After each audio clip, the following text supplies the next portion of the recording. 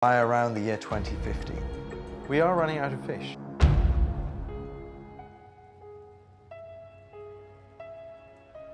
They are extremely elusive and evade being caught or prosecuted by using a number of legal loopholes.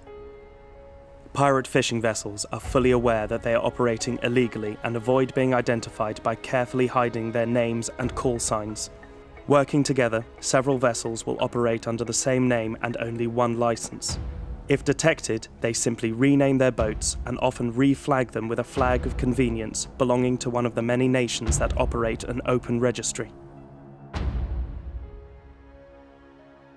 Countries that sell flags of convenience are essentially selling the use of their flag to foreign-owned fishing vessels for a small fee. In return, they are supposed to ensure that the vessels flagged to their country abide by the international laws of the sea. However, many are notorious for lacking the ability or will to control these vessels, allowing them to steal with impunity. The problem of flags of convenience is global. They can be found everywhere. But increasingly what we see is vessels that fly flags of convenience are those very same ships that are operating in the waters of poor developing countries that are firstly often rich in fish stocks, but more importantly, they're not able to enforce their own fisheries laws because they lack capacity, they lack the money, they lack the strength to do so.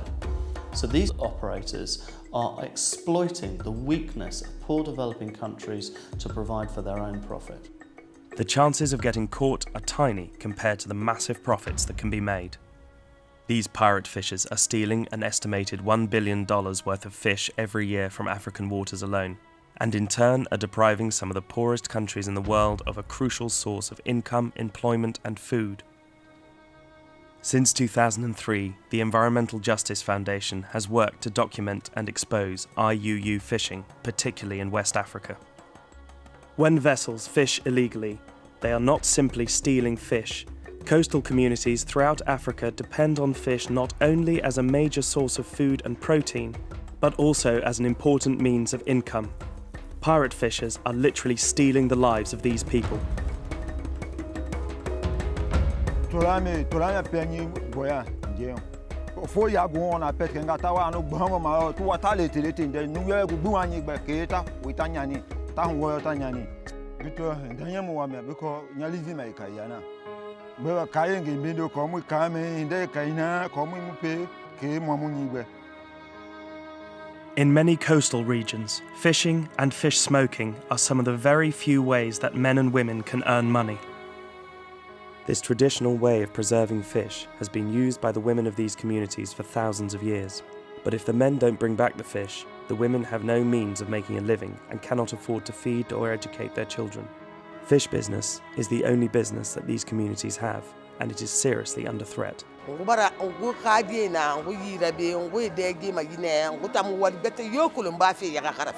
Amore bangu tambande na na kaya gine nira kame bara faga ko de birin vive febe ne birin gudde. All countries have an exclusive maritime zone, but throughout Africa, these waters are not being respected. In particular, many countries have specific zones reserved for local fishermen and as fish breeding areas. Yet these are frequently invaded by pirate fishing vessels. Une fois la nuit tombée, il avance vers les côtes pour draguer là-bas. Après le bon matin, vers les 4h, 5h, 6h du matin, ils sont en train de ressortir. Parce que ma yere sur ma kiana a yere ma musugu butamu balum butambal se betu muna fa yere yere na kuru mo ga yema amiri konto fidimane. As well as stealing fish, the illegal vessels frequently destroy valuable nets and often threaten the lives of local fishermen. This boat has been caught illegally fishing off the coast of Sierra Leone. It is a rare arrest for the local navy and is a result of a close collaboration between the Sierra Leone government, the Environmental Justice Foundation, and local fishing communities. Like many illegal vessels, it has bought a license to fish to give itself the appearance of legality. In this case, the license was received only the day before. Yet immediately, it began illegally fishing far inside the inshore zone reserved for local fishermen. And to hide its identity, all names and markings are deliberately covered. Once an illegal vessel such as this has hauled its catch aboard, it is dropped below deck where the crew sort through it, keeping only those species that have high international market value. Fish that are vital to local markets and species integral to the health of the marine ecosystem are simply wasted. This stolen fish is not going back to Sierra Leone. It'll be packed into boxes and frozen for export. The label doesn't say that the fish comes from Sierra Leone or even West Africa. It is labelled Republic of Korea, the other side of the world. To avoid inspection and taxes, pirate fishing vessels rarely go to port. Once the catch is packed and frozen in the hold, it is transshipped at sea onto refrigerated cargo ships, bringing food and supplies in one direction and taking the valuable catch in the other. These cargo ships allow pirate fishing vessels to remain at sea for months and sometimes years. Once the stolen fish is brought to land, it is then laundered into the legitimate fish markets of the world, its origins virtually untraceable.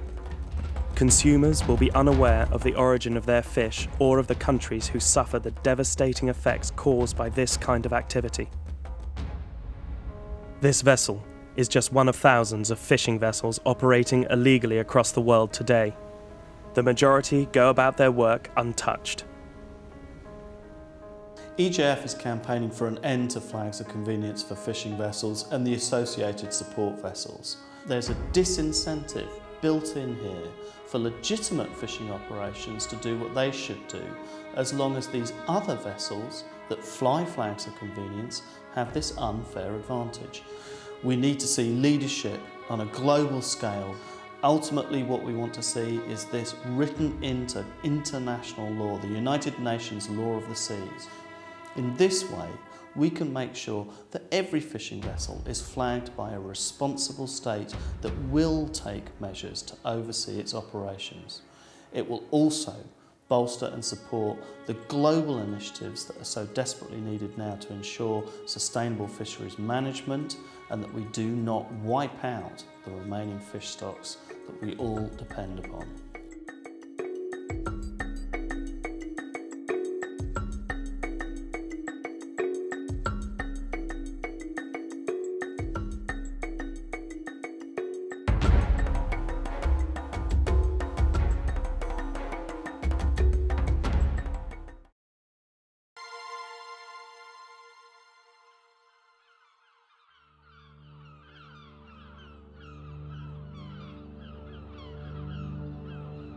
I'm convinced that the issue of overfishing is one of the most serious problems that we are facing as a global community presently.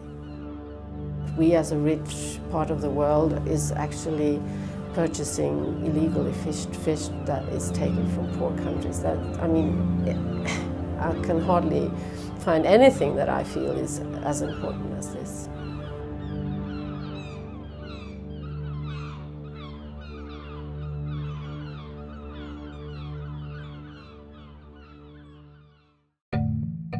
%80 of life on Earth lives within our seas and oceans. Yet tragically, 3/4 of the world's fish stocks are defined by the UN as fully exploited, overexploited, or depleted due to overfishing. Many of our marine and coastal ecosystems are dangerously close to collapse. Illegal, unreported, and unregulated fishing, or pirate fishing, is one of the greatest threats to these already vulnerable marine environments and the people who rely on them. It is a global problem taking place on an industrial scale. In financial terms, global losses from pirate fishing are estimated to be between $10 and $23.5 billion a year. That's 1/5 of the value of the entire global catch. I don't know if you can understand, we are talking about an industry with 10 billion euros a year. This is a huge amount. We are talking about the EU importing almost 16% of our imports from illegal fisheries. So we have to change the situation. Pirate fishing vessels are undermining legitimate fishing operators and stealing from the millions of poor and vulnerable people who rely on the ocean for food security and income. Like other criminals, they employ a variety of methods to avoid detection and steal with impunity. pirate fishers regularly change vessel names, obscure identification markings, bribe enforcement officials, refuse to pay fines, and attack locals. Some are involved in other illegal activities, such as drug smuggling, gun running, and human trafficking. The use of flags of convenience, whereby vessels buy flags from states which are unable or unwilling to monitor their activities, is another strategy employed by pirate fishing vessels to avoid scrutiny. This practice facilitates the exploitation of vulnerable workers to minimize costs and maximize profits. As a result, violence, abuse, and bonded labor are all too common. Pirate fishers rely on a lack of monitoring and enforcement in places like West Africa, where stealing fish is highly lucrative and relatively easy. The vessels often target inshore exclusion zones, or IEZs, areas that were established to protect shallow, coastal waters where fish reproduce. Artisanal fishing communities rely heavily on these protected zones for food and income. They are being devastated by pirate fishing. The impact of IUU fishing on West African fishing communities is vast. I mean, we have people that are depending on fisheries for their livelihoods, and at the same time you have all these foreign boats that come into the EEZs of these countries and emptying the seas of their food. So of course it's very, very serious what's going on. Often using illegal and destructive fishing gear, pirate vessels target high-value species, generating huge amounts of unwanted bycatch, which is thrown back into the sea, dead or dying. Many artisanal fishermen and their families rely on fish as their only source of animal protein. Right now, coastal communities across West Africa are reporting dramatic declines in the size and quantity of fish being caught. As a result, fishers spend longer at sea for fewer, smaller fish. Illegally caught fish is entering the EU market and ending up on the plates of consumers throughout Europe. Progress has been made through the implementation of the EU IUU regulation, a dynamic and groundbreaking piece of legislation that allows fish to be seized in EU ports, flag states to be encouraged to improve their monitoring and control, and coastal states to be engaged in protecting their marine resources. Despite the early successes of the regulation, more work is needed to ensure the law is applied proactively and uniformly, and that illegal fish is stopped from entering the EU while safeguarding legitimate operators. 70% of all fish that is consumed inside the European Union now is being fished elsewhere. And that is, of course, the result of our overfishing of our own waters. But now we're turning to fish from other parts of the world, and some of it comes from, a lot comes from developing countries, and some of it also comes from illegal sources. And I think that the European Union has the capacity. We're a rich region of the world. We have the major responsibility, I think, in addressing IUU fishing internationally. If we don't do it, who should do it? EJF is calling on the world's major seafood markets to say no to illegally caught fish, for flag states to better control their distant water fishing fleets, and for the development of a global record of fishing vessels, requiring each boat to have a unique vessel identifier. We must have full traceability, full identification, a global record, and this would increase traceability to the extent that we could stop IUU fishing. It's time to take action to end illegal, unreported and unregulated fishing, to protect the fragile marine habitats and biodiversity that are vital to so many communities and which underpin the sustainability of our global fishing industry.